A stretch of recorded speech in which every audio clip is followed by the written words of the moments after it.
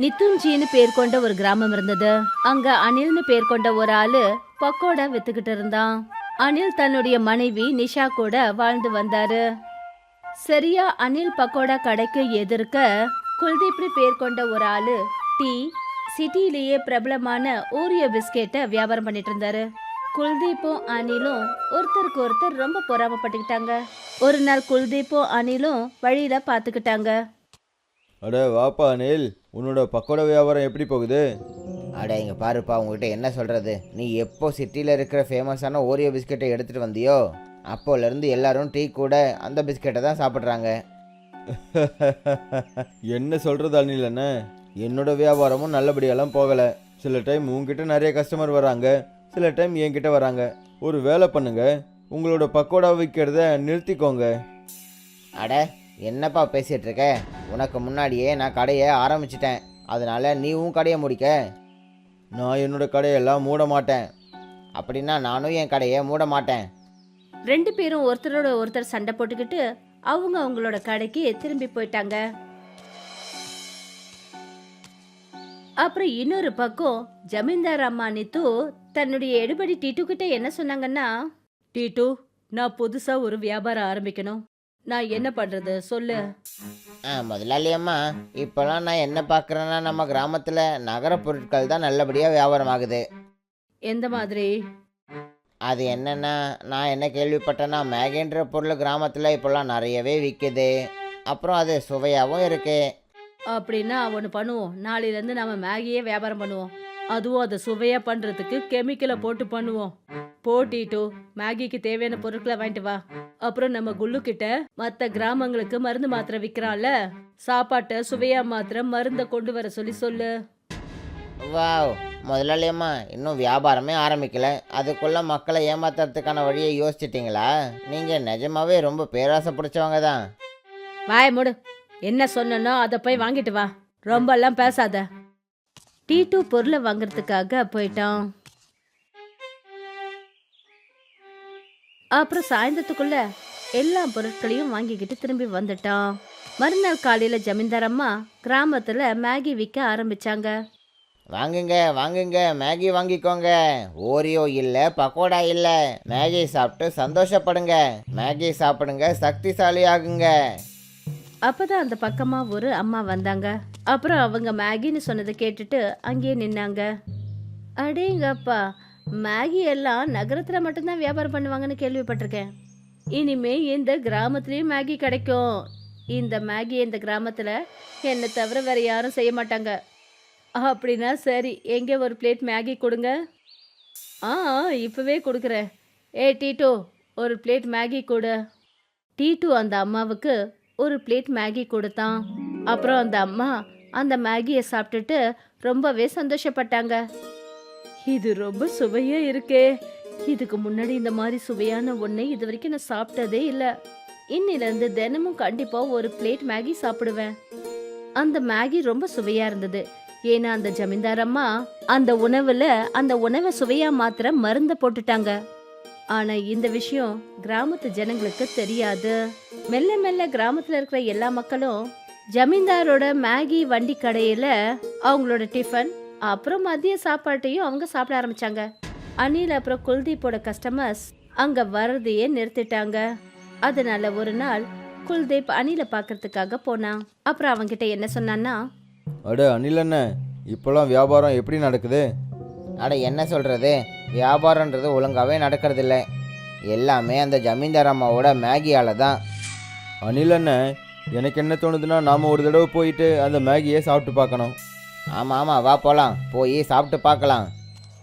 அனிலும் குல்தீப்பும் ரெண்டு பேரும் ஜமீன்தார் அம்மாவோட மேகி கடைக்கு போனாங்க.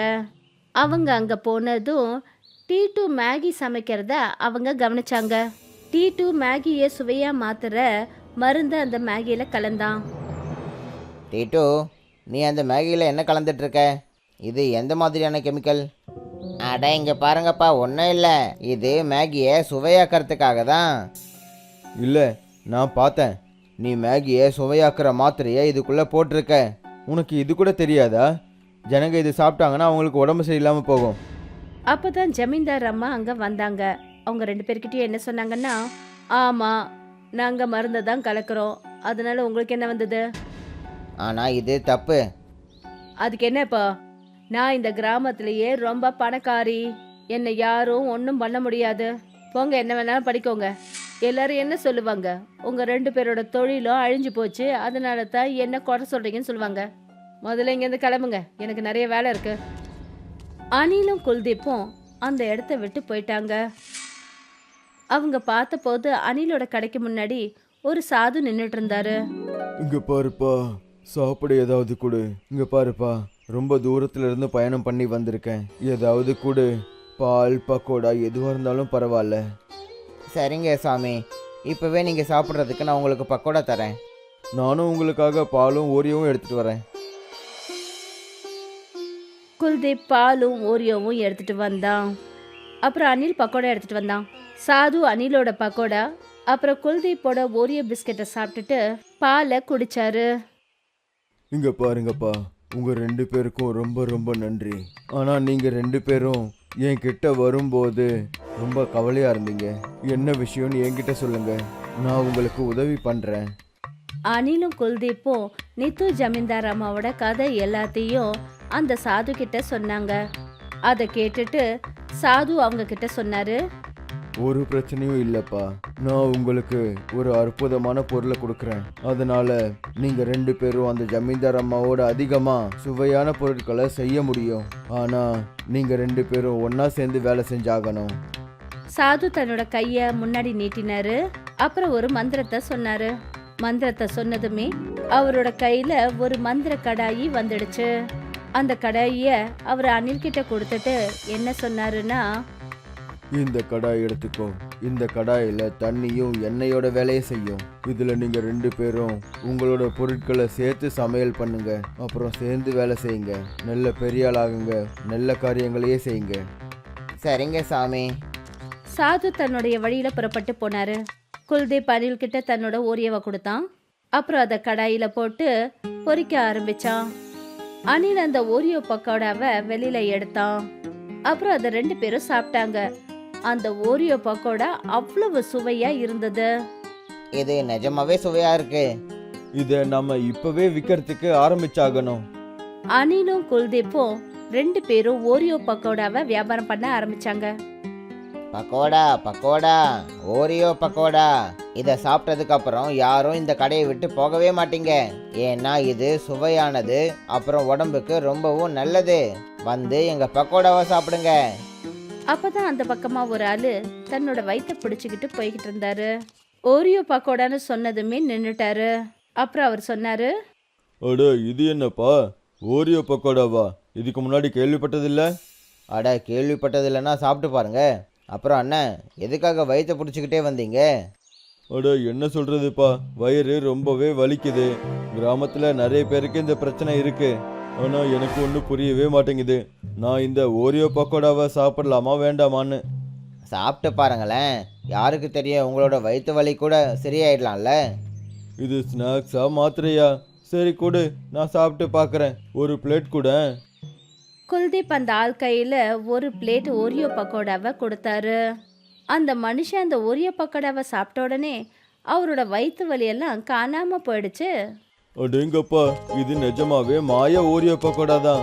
இதை சாப்பிட்ட உடனே என்னோட வயிற்று வலி போயிடுச்சு. கொடுப்பா, எனக்கு இன்னொரு பிளேட் கொடு. அவருக்கு இன்னொரு பிளேட்டு குல்தீப்பு கொடுத்தான். இன்னொரு பக்கம் கிராமத்துல மக்களுக்கெல்லாம் உடம்பு சரியில்லாம போயிடுச்சு. அதனால கிராமத்து ஜனங்க எல்லாரும் அனில் குல்தீப்போட ஓரியோ பக்கோடாவை சாப்பிட ஆரம்பிச்சாங்க. மெல்ல மெல்ல ஜமீன்தாராமாவோட மேகி கஸ்டமர்ஸ் எல்லாம் அங்க வராம போயிட்டாங்க. அதனால ரொம்ப கோவப்பட்டு ஜமீன்தாராமா டீட்டுக்கிட்ட என்ன சொன்னான்னா, ஏய் என்ன ஆச்சு? நல்லா தானே வியாபாரம் நடந்துட்டு இருந்தது, திடீர்னு கஸ்டமர்ஸ் எல்லாம் ஏன் இவ்வளோ குறைய ஆரம்பிச்சிட்டாங்க? முதலாளி அம்மா, அது நம்மளோட மேகியை சாப்பிட்டு ஜனங்களுக்கு வயிறு வலிக்க ஆரம்பிச்சிடுச்சு. அப்புறம் இன்னொரு பக்கம் அந்த அனிலும் குல்தீப்பும் ஒரு விசித்திரமான ஸ்நாக்ஸை விற்கிறாங்க. ஓ ஓ ஆ ஓ ஓரியோ பக்கோடா. ஓரியோ பக்கோடாவை வித்துட்டு இருக்காங்க. அதை சாப்பிட்டதுக்கப்புறம் ஜனங்களோட வயிற்று வலி எல்லாம் சரியாயிடுச்சான். அது எப்படி சாத்தியமாகும்? அவங்க என்ன ஏதாவது வித்த பண்ணி ஓரியோ பக்கோடா செய்கிறாங்களா என்ன? ஆமாம் முதலாளி அம்மா, அவங்க கடாயில் தான் பக்கோடாவை செஞ்சுக்கிட்டு இருக்காங்க. அது ஒரு மாய கடாயாம். அதை ஒரு சாது தான் அவங்களுக்கு ஆசீர்வாதமாக பரிசாக கொடுத்துட்டு போயிருக்காரு. அந்த கடையில் என்னெல்லாம் செய்கிறாங்களோ அது ரொம்ப சுவையாக இருக்கான். அப்புறம் நோய்களையும் தீர்த்து வச்சிடுதான். அப்படியா? இதான் விஷயம்னா அந்த கடாயி என்கிட்ட இருக்கணும். ராத்திரி இருட்டுனதும் நாம போய் அந்த கடாயை திருடிட்டு வந்துருவோம் டீட்டு. முதல்ல சதி செய்ய ஆரம்பிச்சிங்க, இப்போ திருடவும் ஆரம்பிச்சிட்டிங்களா? வாயை மூடு. என்ன சொல்றனோ அதை செய்ய. ராத்திரி இருட்டினதும் ராத்திரி இருட்டுல ஜமீன்தாரும் டீட்டுவும் என்ன பண்ணாங்கன்னா, 2 பேரும் அனில் அப்புறம் குல்தீப்போட ஓரியோ பக்கோடா கடைக்கு வந்தாங்க. அவங்க அந்த கடையை திறந்து அந்த கடாயை தேட ஆரம்பிச்சாங்க. அவங்களுக்கு அந்த கடாய் கிடைச்சது. ஜமீன்தார் அம்மாவும் டீட்டுவும் அந்த கடாயை எடுத்துக்கிட்டு அந்த கடையை விட்டு வெளியே வந்ததும், வெளியே வந்து பார்த்தா தலைவர் அனில் அப்புறம் குல்தீப் கிராமத்து ஜனங்களோட நின்றுட்டு இருந்தாங்க. ஜமீன்தார் அம்மா, உங்களோட திருட்டு மாட்டிக்கிச்சு. தலைவர் ஐயா, நீங்களா? ஆமாம், நான் தான். கிராமத்து ஜனங்க வயிறு வலியால் அவஸ்தைப்படும் போதே நான் உன்னோட மேகியை தடை பண்ணணும்னு நினச்சிக்கிட்டு இருந்தேன். அப்போதான் நீ உன்னோட வேலைக்காரன் டீட்டு கிட்ட பேசிட்டு இருந்ததை நான் கேட்டேன். தலைவரே, அதை நாங்களே பார்த்தோமே. இவன் அந்த மேகியில் சுவையாக்குற மாத்திரையை கலக்கிறத நாங்களே பார்த்தோம். அதனால தான் எல்லாருக்கும் உடம்பு சரியில்லாமல் போச்சு. தலைவர் ஐயா, அப்படியெல்லாம் ஒன்றும் கிடையாதுங்க. இப்போ உன்னால இதுல இருந்து தப்பிக்கவே முடியாது. அப்புறம் நீ இந்த கடாயை திருடும் போதும் நாங்க உன்னை பிடிச்சிட்டோம். பேராசையால நீ முட்டாளாயிட்டியா? கிராம மக்களோட ஆரோக்கியத்துக்கே நீ கேடு விளைவிச்சிருக்க. இவ்வளோ பணத்தை வச்சுக்கிட்டு என்ன பண்ண போற? நீ செத்து போனதுக்கு அப்புறம் ₹1 காசை கூட உன்னால எடுத்துட்டு போக முடியாது. அப்புறம் எதுக்காக இவ்வளோ பேராசை? உன்னையும் உன்னோட வேலைக்காரனையும் இப்பவே இந்த கிராமத்தை விட்டு வெளியே அனுப்புறேன். போயிடு. அப்புறம் எப்பவுமே உன்னோட முகத்தை காட்டாத. தலைவரும் கிராமத்து ஜனங்களும் நீத்து ஜமீன்தார் அம்மா அப்புறம் அவங்களுடைய எடுபடிய டீட்டுவை கிராமத்தை விட்டே வெளியேற்றிட்டாங்க. அப்புறம் அனில் குல்தீப்போட ஓரியோ பக்கோடா கிராமம் முழுக்க பிரபலம் ஆயிடுச்சு.